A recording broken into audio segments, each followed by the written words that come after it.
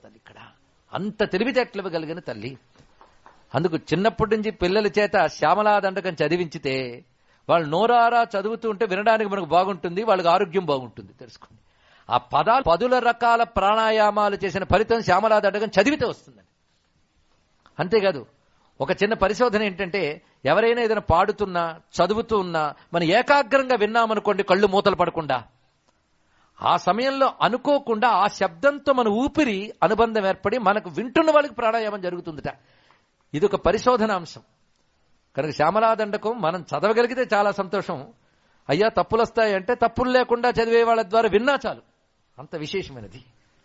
రెండిటికి ఫలితం ఉంటుంది. ఇక్కడ ఆ శ్యామల అనుగ్రహం లభించిందా సర్వ విద్యలు భాషిస్తాయి.